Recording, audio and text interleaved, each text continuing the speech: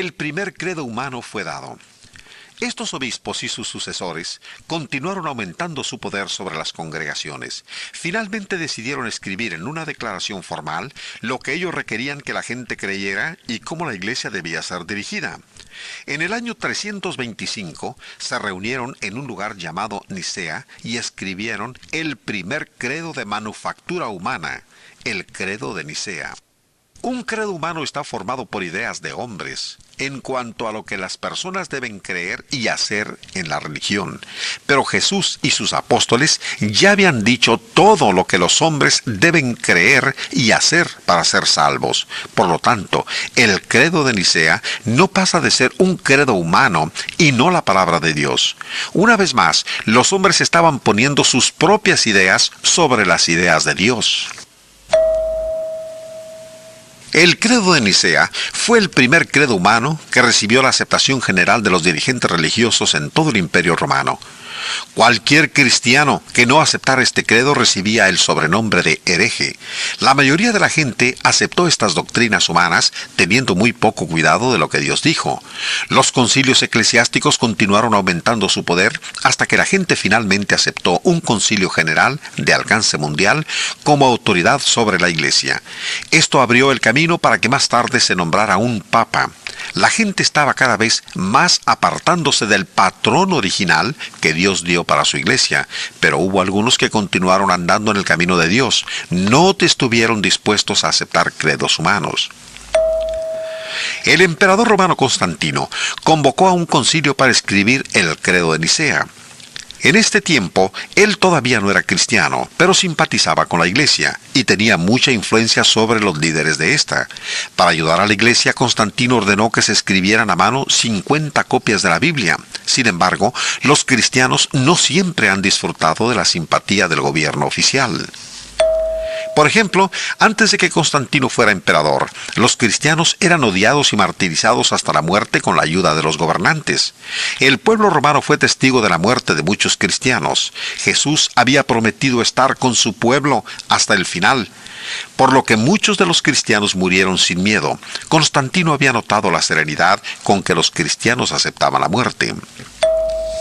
Por esto, Constantino llegó a la conclusión de que el amor de Jesús debía ser muy poderoso, puesto que fortalecía a los cristianos para enfrentarse a la muerte con confianza. Él pensó que tal poder sería muy bueno para su imperio. Inmediatamente ordenó que se terminara la persecución de los cristianos, se hizo amigo del cristianismo y ordenó que fuera reconocido como religión oficial del Imperio Romano. Constantino continuó promoviendo el cristianismo para su propio beneficio. A unos de los cristianos les dio puestos elevados en su gobierno y a los obispos de la iglesia les dio la autoridad de jueces. También dejó a la iglesia y a sus dirigentes libros del pago de los impuestos. Después de la muerte de Constantino, las autoridades de la iglesia siguieron aceptando los favores de los gobernantes romanos. A medida que la iglesia estrechaba sus lazos con el gobierno romano, se asemejaba más a este y se tornaba más y más opuesta a la iglesia pura establecida por Cristo. La influencia de Constantino sobre los dirigentes religiosos se dejó sentir en toda la iglesia. Constantino manipulaba el cristianismo de sus días para la realización de sus propósitos, pero él mismo no fue bautizado sino hasta poco antes de morir.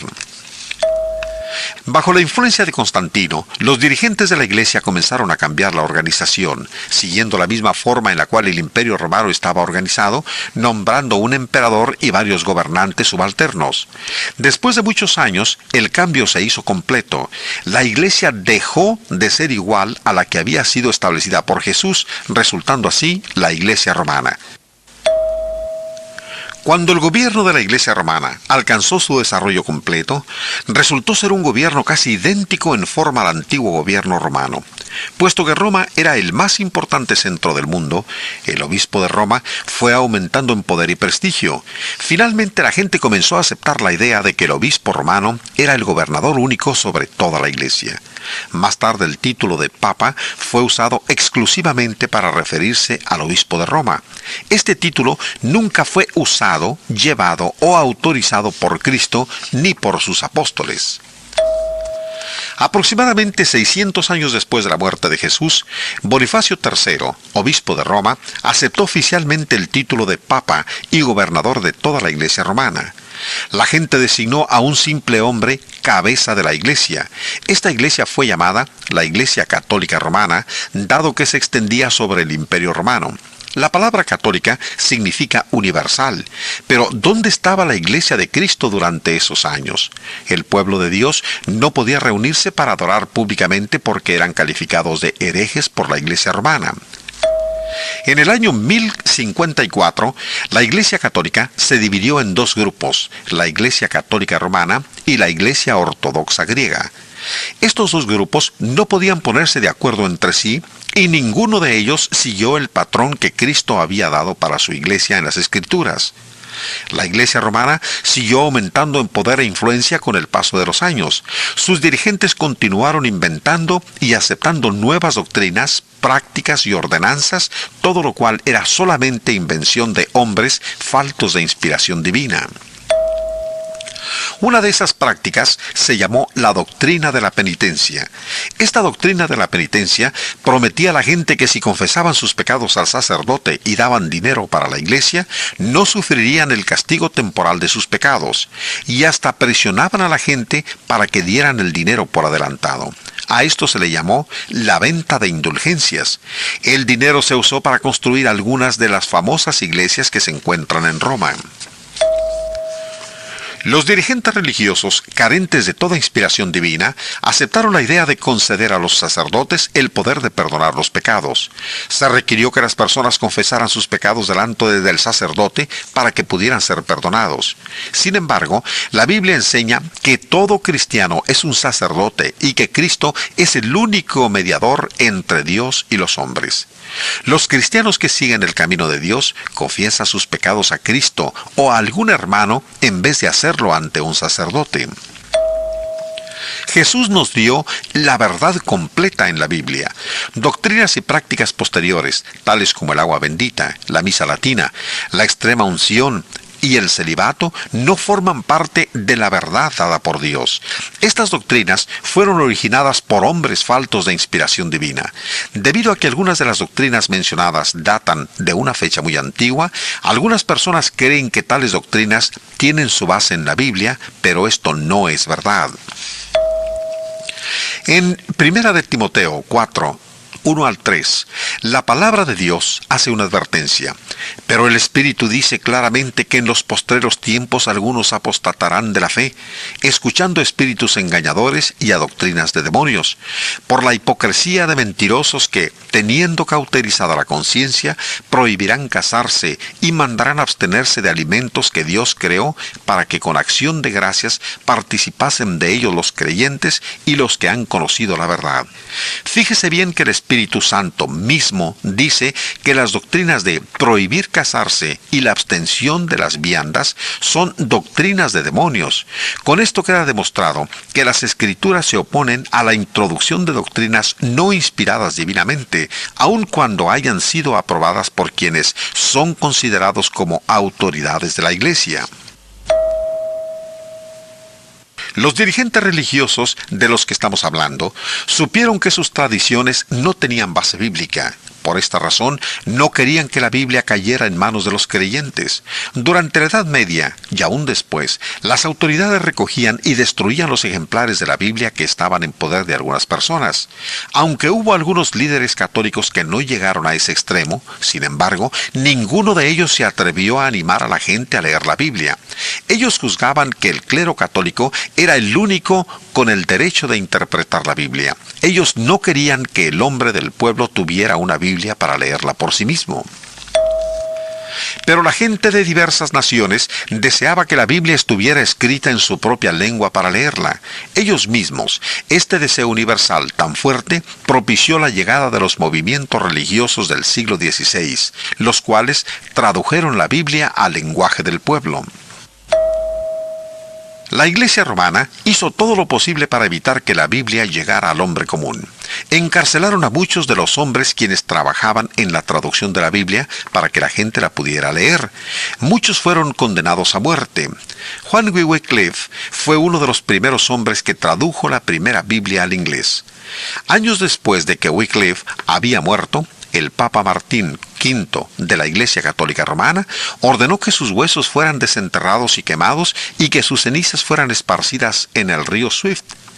La Iglesia Católica hizo esto para manifestar su desprecio y disgusto manifiesto hacia el hombre que había dado la Biblia al pueblo. Había solamente unos pocos ejemplares de la Biblia durante esos días. Quienes poseían una Biblia se sentían muy afortunados y bendecidos, pero dado a la persecución de las autoridades de la Iglesia, tenían que leer y estudiar sus Biblias en secreto. Llegaron así a descubrir que muchas de las doctrinas y prácticas de la Iglesia romana no seguían el camino de Dios. La gente estaba inquieta en todas partes y listos para hacer un cambio en la religión. A principio del siglo XVI, un sacerdote católico de nombre Martín Lutero instó, sin éxito, a los dirigentes de la Iglesia Católica para reformar la Iglesia. Él retó a los eruditos católicos para debatir con él cualquiera de las 95 proposiciones en las que se señalaban los errores del catolicismo. Poco después Lutero fue expulsado de la Iglesia Católica, pero continuó con su campaña de reforma. Más tarde otros se unieron a su empresa. A pesar de la oposición de las autoridades de la Iglesia romana, Lutero tradujo la Biblia al alemán, el idioma de su pueblo. Él dio la Biblia a su pueblo porque creía que la Biblia, y no la Iglesia, era la fuente de la verdad divina. Él quería que todos tuvieran la oportunidad de leer la Biblia por sí mismos. Lutero estaba tan ensimismado en la reforma de la Iglesia Católica que no pensó en la restauración de la Iglesia del Nuevo Testamento, la que Jesús había establecido cientos de años antes del catolicismo. Tampoco tenía Lutero la intención de empezar una nueva iglesia. Sin embargo, Lutero y sus seguidores pronto fueron llamados para hacer una declaración formal de sus enseñanzas. Esta se llevó a cabo en 1530 y la declaración es conocida como Confesión de Augsburgo. Después de la muerte de Lutero, sus seguidores continuaron proclamando sus enseñanzas. Mucha gente que había estado en desacuerdo con la tiranía del sacerdocio aceptó gustosa este nuevo credo. Una nueva era había dado principio, la cual es conocida en la historia como la Reforma Protestante. Debido a que los seguidores de Lutero protestaron en contra de las ventajas que en forma desigual eran dadas a los católicos por los gobernantes alemanes, fueron conocidos como protestantes. Cualquier iglesia protestante tiene al menos 500 años de antigüedad, al igual que la Iglesia Católica. Estas vinieron a existir cientos de años después de que Jesús había principiado su iglesia. Pronto los seguidores de Lutero se llamaron a sí mismos luteranos, antes de que terminara el siglo XVI. El nuevo movimiento se había convertido en una organización religiosa diferente, conocido como la Iglesia Luterana. Estos cambios estaban en contra de las enseñanzas de Lutero. Debido a los principios que él había aprendido del Nuevo Testamento, Lutero y sus seguidores habían prometido no llamarse luteranos, sino cristianos solamente. Los luteranos rechazaron muchas de las doctrinas falsas de la Iglesia romana, acercándose en esta forma un poco más al camino de Dios. Sin embargo, siguieron manteniendo muchas enseñanzas y tradiciones católicas, aun cuando dichas enseñanzas no se encontraban en el Nuevo Testamento. El protestantismo, al igual que el catolicismo, fue un producto de la historia humana, pero nunca fue el resultado de las enseñanzas de Jesús y sus apóstoles.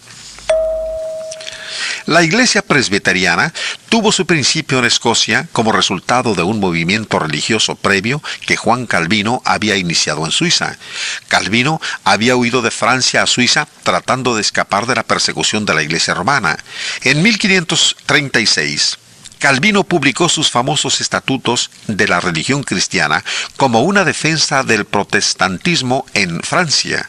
Los seguidores de Calvino fueron conocidos en Suiza como la Iglesia Reformada, pero cuando este movimiento religioso se extendió en Escocia, llegó a ser conocido como la Iglesia Presbiteriana. Tanto Martín Lutero como Juan Calvino fueron hombres de mucho valor y de muy profundas convicciones. Su búsqueda por la verdad trajo bendiciones al mundo. Lamentablemente sus seguidores edificaron iglesias denominacionales sobre sus nombres y doctrinas, en vez de seguir adelante en la búsqueda por la verdad y completar así el retorno al camino de Dios. Las denominaciones protestantes principiaron a multiplicarse, más y más gente se dividía religiosamente entre sí. En lugar de regresar al camino de Dios mostrado por la Biblia, y para que todos pudieran ser un solo cuerpo, cada denominación se aferraba a sus propias enseñanzas. Cada una se nombraba de acuerdo a su fundador, a su doctrina particular o de alguna de sus prácticas religiosas. Ninguno de estos nombres denominacionales honraba a Cristo, quien había muerto por la Iglesia. Todavía en nuestros días, los hombres pueden unirse a una o más denominaciones humanas sin aceptar la gracia salvadora de Dios y sin llegar a ser miembros de la Iglesia de Cristo. No importa qué tan sinceros seamos, si no pertenecemos a la Iglesia verdadera, no estamos en el camino de Dios. Durante el reinado de Enrique VIII, la Iglesia de Inglaterra se separó de la Iglesia romana. En 1552, esta nueva iglesia promulgó el credo oficial conocido como los 39 artículos. Actualmente, muchas iglesias, incluyendo la Iglesia Metodista, 1739, y la Iglesia Protestante Episcopal, 1789, son retoños de la Iglesia Anglicana, uno de los grupos prominentes, el cual tuvo su principio en una reacción opuesta a la Iglesia Anglicana, es la Iglesia Bautista. La primera Iglesia Bautista en suelo inglés data del año de 1611. Hay tantas iglesias hoy de manufactura humana que los hombres han olvidado que Jesús construyó su iglesia exactamente como Él quiso cientos de años antes de que hubiera iglesia católica o que hubiera iglesias protestantes. Cuando la palabra de Dios, la simiente pura, es plantada en nuestros días, producirá solamente cristianos unidos en la iglesia única, establecido por Cristo mismo en el primer siglo. Puesto que las doctrinas humanas han sido mezcladas con la simiente pura, existen ahora más de 300 denominaciones. Algunos de los líderes de estas denominaciones han visto que las doctrinas humanas están equivocadas. Por lo tanto, no nos sorprende que hace algunos años muchos de los líderes principiaran a separarse de las ideas humanas y a retornar a las enseñanzas de Cristo. Ellos estaban dispuestos a dejar las iglesias de origen humano y a unirse en un solo cuerpo, la Iglesia de Cristo. Estos líderes religiosos vivieron separados y en el principio no se conocían unos a otros. Sin embargo, participaban de un propósito común. Cada uno de ellos quería que la iglesia fuera exactamente igual como cuando fue establecida por Jesús. Ellos no principiaron una nueva denominación, estaban solamente conduciendo a las personas a las escrituras del Nuevo Testamento y a la iglesia original, la cual Jesús había establecido. En las diferentes denominaciones había gentes que todavía respetaban la Biblia como la palabra de Dios. La Biblia era la única base sobre la cual toda la gente religiosa podía estar unida bajo la autoridad de Cristo. ¿No creían todos ellos en el mismo Dios? El pecado de la división religiosa surgió, por lo tanto, no de la Biblia, sino de nombres denominacionales, credos y barreras, las cuales no se encuentran en la Biblia, pero que fueron introducidas por los hombres. La Biblia misma, la única esperanza para la unidad religiosa, fue ignorada por la mayoría de los líderes religiosos. Las divisiones continuaban porque la gente aceptaba solamente las partes de la Biblia en las cuales encontraban apoyo para los credos de su propia denominación. Pero algunos hombres sinceros, deseando seguir a Cristo, principiaron a recordar las palabras de Jesús: «Pues en vano me honran, enseñando como doctrinas mandamientos de hombres, y toda planta que no plantó mi Padre Celestial será desarraigada». Mateo 15, del 9 al 13. Mucha gente de diferentes denominaciones principió a darse cuenta que si los credos denominacionales, nombres y prácticas eran rechazadas, sus diferencias religiosas se desvanecían, colocando otra vez la planta de Dios como la autoridad suprema. Los cristianos podrían estar unidos en la iglesia del Señor, como en los días de los apóstoles. No solamente era razonable esta súplica, sino que aún más importante es la súplica de Cristo nuestro Salvador. Sigue siendo posible para todos los que verdaderamente aman a Dios regresar más allá de todo denominacionalismo hasta encontrar a Jesús, a su cruz, a su iglesia, la cual Él estableció siglos antes de que cualquiera de las denominaciones católicas o protestantes existieran. Este llamado que nos hace la Biblia no requiere que la persona tenga que someterse a los imperativos de persona alguna o de algún grupo religioso. Cada individuo debe voluntariamente dejar a un lado los nombres denominacionales, credos y prácticas las cuales son ajenas a la Biblia, y con valor y libertad apartarse de las enseñanzas de los hombres y regresar al camino de Dios revelado en el Nuevo Testamento. Por medio de sus enseñanzas, el Señor Jesús sigue en nuestros días dirigiendo a los hombres hacia la palabra de Dios, la Biblia. ¿Usted se ha puesto a pensar alguna vez cuál forma de adoración escogería Jesús si estuviera en la tierra? ¿Estaría realmente contento con todas las divisiones religiosas? ¿Se sentiría a gusto en una denominación en la que se honran credos, nombres y doctrinas de origen humano? ¿Cómo podría Jesús aprobar ahora las cosas que distan mucho de parecerse a la vida que Él llevó y a las enseñanzas que dejó para ser seguidas por los hombres? Aún sabiendo Cristo de su agonía en la cruz, oraba suplicante por sus apóstoles y sus seguidores. Padre, mas no ruego solamente por estos, sino también por los que han de creer en mí por la palabra de ellos, para que todos sean uno, para que el mundo crea que tú me enviaste. Juan 17, 20 y 21. La oración de Jesús por la unidad de todos aquellos que creyeron en Él tuvo su respuesta en los días de los apóstoles, cuando todos los cristianos pertenecían a una misma iglesia. La oración de Jesús puede encontrar respuesta otra vez en nuestros días, si los hombres dejan aparte todos los elementos humanos que han sido introducidos en la religión y regresan al camino de Dios, como fue enseñado por los apóstoles y es revelado en el Nuevo Testamento. Nuestro resumen de la Biblia y de la historia de la Iglesia concluye con este pensamiento lleno de significado. En nuestros días, gente de todo el mundo está principiando a darse cuenta de la gran importancia de la oración del Salvador por la unidad y del llamado de la Biblia a practicar el cristianismo puro del Nuevo Testamento. En cada una de las naciones, la gente que estudia el Nuevo Testamento por sí misma está arrojando los grilletes del denominacionalismo y de otras religiones humanas. Hombres de todas las naciones vienen a ser miembros del único cuerpo de Cristo, uniendo sus manos y sus corazones, adoran y trabajan para el Señor de acuerdo al camino de Dios. Permite que la palabra de Dios tome tu mano y te conduzca al cuerpo de Cristo. Tú también encontrarás el perdón a tus pecados, la paz para tu corazón, la comunión con Dios y la promesa de la vida eterna.